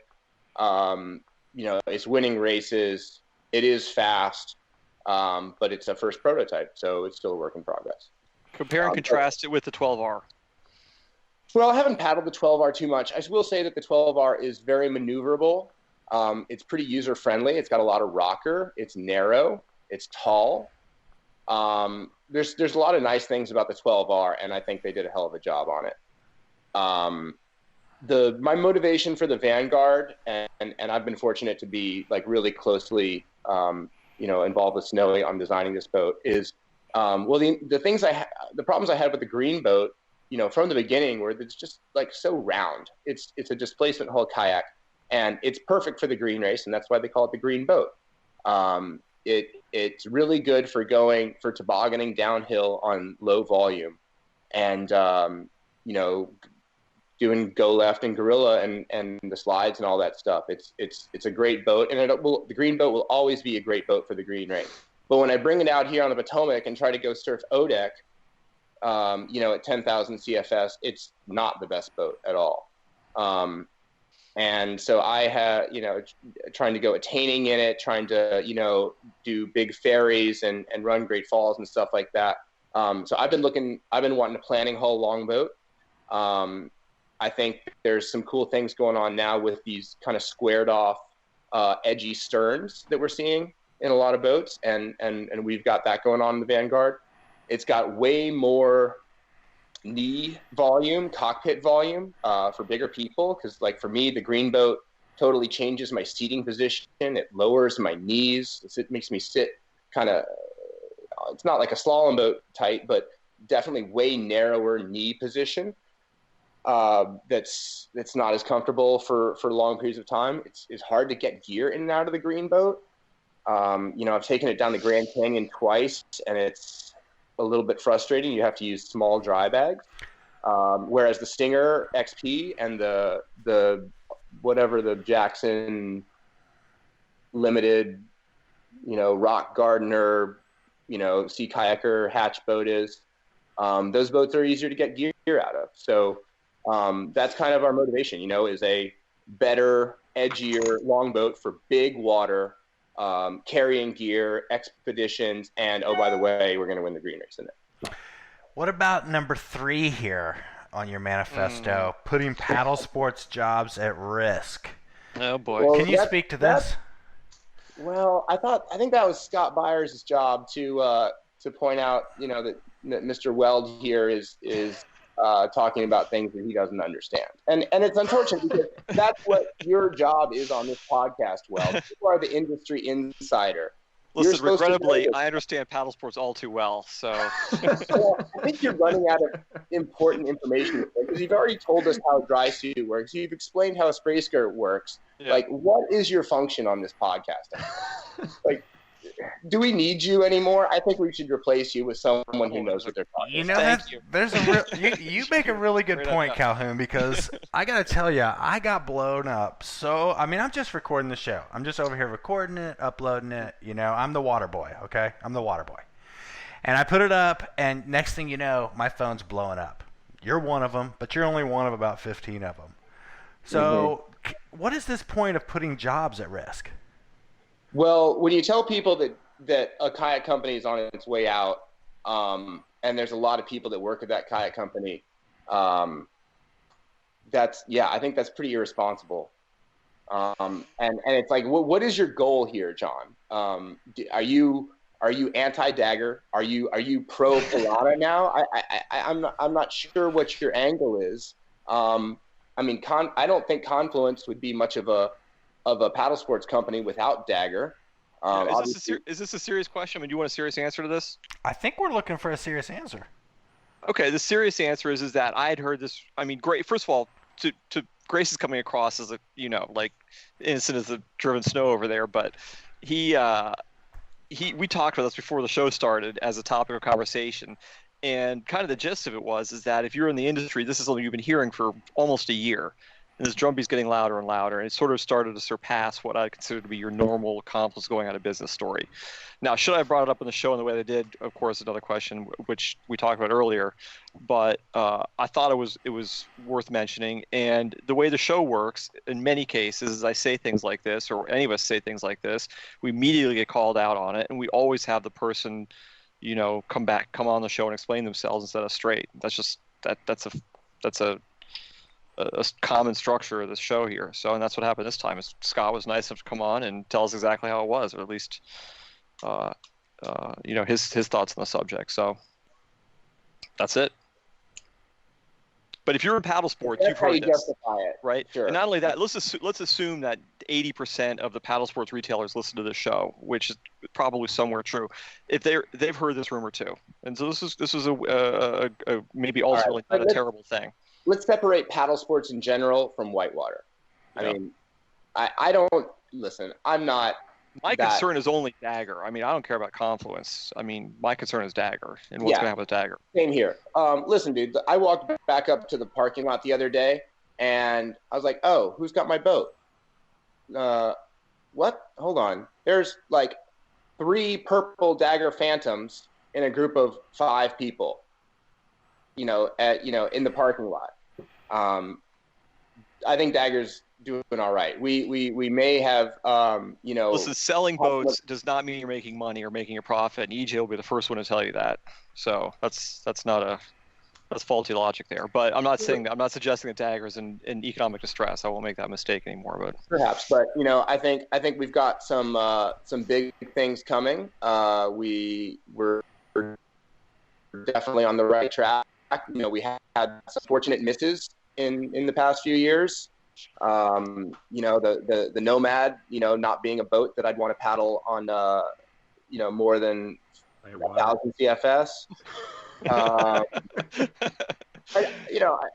did Listen, paddle more than that on the cataract, so the current, and that it was okay, like what the Machno wasn't much better, for example. But dude, the Phantom's a sick boat, and we've got this new half slice boat coming out that personally, I'm not kidding you when I say it's the best boat I've ever paddled. It's like, I wish I had one right now, because I had so much fun in it this winter, playing on the Potomac at high water, like just, really good balance on the stern, great bow rocker for surfing steep waves without purling, just super fun, run the upper yacht in it, way more confident on Great Falls in it than the Axiom. So I'm really excited about this boat. The large is going to be 9.5 feet or so it's going to be able to surf the green waves on the Potomac that these other production boats can't. The old Axiom, the big Axiom 9.5 feet. Will that be able to be in your short boat Calhoun classification? Negative, but I think you should think about that. I think you should think about that. It was 8.6. I think it should be 9.6. Yeah, well, that's exciting. We've been waiting for some mid 9 foot. No boats. doubt. So no, the medium I think is going to be in the 9 foot range. I'm not positive what the final measurements are, but so like the Axiom 9.0 was this huge tubby kayak for huge people that didn't work for anyone, and it was only 9 feet long, so it wasn't even fast enough to surf ODEC really. I mean, I guess so, but not like you want closer to 10 feet for ODEC, and for Rocky as well. 9 foot is just the bare minimum. So yeah, this 9.5 foot large rewind, I think is going to be a super sick Potomac boat, and I'm hopefully going to get a prototype here in a few days. But having said that, there's some things that Dagger could do better. We need a small Phantom. It's kind of unacceptable to me that we don't have a small Phantom, because when I talk to Anna Wagner, Aaron Savage, Ashley Nee paddles the small Mamba, and that works for her. But we don't have a sporty small kayak. I have nothing to offer the Anna Wagners of paddling right now, as far as an edgy, fast creek boat, a fun creek boat for small people with short legs and narrow hips. We just don't have it right now, and that in my opinion, that's got to change. Well, there's a lot of stuff here on the manifesto where at an hour and 50 minutes we're not going to be able to get into. But real quick, before we let you go here, Geoff, and I certainly appreciate you coming on the show, but you talk a little bit here about solo boating. Nah, that's not really what I'm dying to talk about, dude. You guys have had 66 episodes, and you've only had 4 women guests on your show. And I'm not even. It is that bad, and I'm not even. That doesn't count the spin-off episode you had where you had Kara, Rebecca, and Maria. So four female guests in 65 episodes. That's not doing a great job. And there's a lot of issues. See, I think you're missing like 10 guests. I think you're missing some things here. We've had Adrian on the show before. You haven't called her out. We had Liz Cook, who was a physical therapist, who we've called it. You need to go back in the basement and we had Nuria, recalibrate. But you're right. It's a classic episode. You had Marianne just a couple episodes ago. Okay, yeah, I got her. Okay, so maybe 6 or 7, but still. We're doing better. Fake news. Yeah, what is your role here exactly on this show? This is you guys are missing. Hammer factor on Budsman, Geoff Calhoun. There's a lot of nuance. That if you actually talk to the women in Whitewater and hear what they're talking about and what they're upset about, there's some things, like Jason Hale kind of dissed the ladies the green race on stage, during the awards ceremony a couple of years ago. It was kind of accidental, but it is when you really look at it, like for the green race, for example, if you're going to call out the ladies of the green race for swimming, you got to acknowledge that every year 20 men are swimming in the green race. And so if one woman out of the 7 or whatever women swims in the green race, and you still have 20 out of 140 men, who's beatering harder? Get your math major. If you do math, you can figure that out. So I think the ladies are trying to show that they run a tighter ship than the men, and they do. If you go to the upper Yacht, you will see more male beaters just flailing and slashing. It's ugly, dude. It's hard to watch these shitty male kayakers. Do you want to plug your Tinder account right now before we wrap up here? All right, look. You might want to move out of your parents' basement first, and then we could get onto this subject. Look. To be fair, Jason Hale throws everybody under the bus during the green race, myself included, and you, Geoff. He's definitely gonna you're gonna be a bullseye this year. Well, you know what? And second, is about the same as my worst time. And so I don't care what he thinks. And second. There was I was here to talk about some upstream championship or something like this.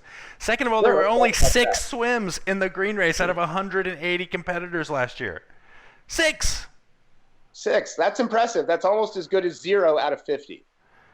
4 years in a row. Dude, you got your janky course up there on your polluted river with a bunch of mank, and it's 2 minutes long tops if you're on a good course and swirl around in some eddies. Dude, if you want to get started comparing races, Calhoun, I can absolutely just decimate every single thing that you ever want to talk about on this point. Do you... How are people swimming in the green race when there's no holes? Calhoun, look. I think that you need to put on. Oh, this is going to be Calhoun's year to swim. I'm going to pull up all of the crashes that I have at Calhoun, going backwards off of Gorilla, and just bring all those up there, and just let everybody know that. Swimming, though. What's that? Look for the footage of Calhoun swimming. See if you can find it. There's always a day. Wow, dude. You are on fire, dude. You're basically... Are you going to attack Lewis? Because you've certainly attacked me. You've certainly attacked Weld. I'm not attacking you, Grace. I'm attacking green race beater culture. That is Grace. That's John Grace.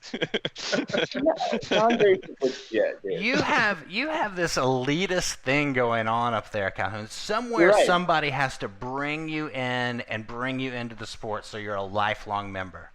Dude, there was... Well, we learned to paddle the right way at Valley Mill. God. I learned to paddle, before I learned to roll. And I was a good paddler before I started paddling hard whitewater. That's just how it was. I'm done with this show. Goodbye. All right, that's it. Sometimes you just got to shut down the peanut gallery. We're 2 hours in here anyway. I got no interest in listening to Calhoun talk about green racers' lack of skill when he didn't even crack the top 10 last year. See you next episode.